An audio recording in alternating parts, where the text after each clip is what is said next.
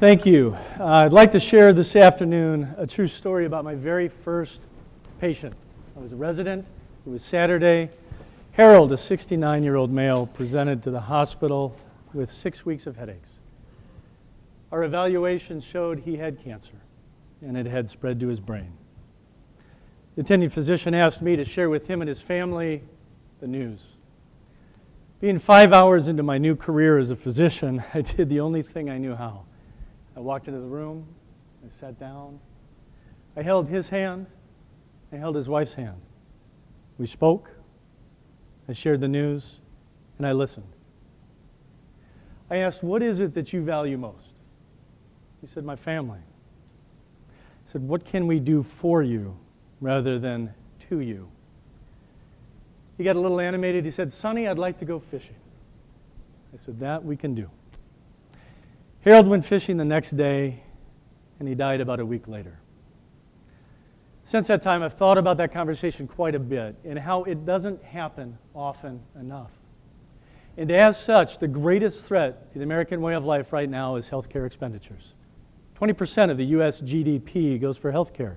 The 15% of the sickest people take up 15% of the GDP, $2.3 trillion. How do we deal with this? It's a triple aim of medicine. Number one, focus on the patient care experience. Number two, population health. And number three, decreasing per capita expenditures. Palliative medicine meets this triple aim across the board. In 2012, our service line saw, with respect to number one, patient care experience, an increase in overall satisfaction, subjective quality of life by giving people more based on their needs. And believe it or not, they lived longer. Number two, population management. In our outpatient clientele, we had a 0% 12-month admission rate for 94% of that group. We had a 43% reduction in 30-day readmissions for that same population as well. As far as per capita expenditures, we had a 67% reduction in expenditures for the sickest of the sick, nearly $10 million in savings.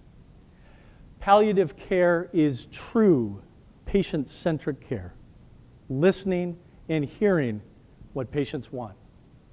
Sickest of the sick, like Harold. He did not have much time with us, but palliative care is not limited. It's from diagnosis to the end of life. Days, weeks, months, years.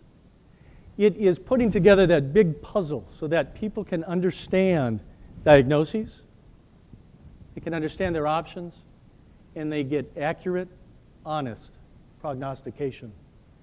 Palliative medicine is the change that can accommodate healthcare today and in the future. It is beyond medicine, and it is what we all deserve. Thank you.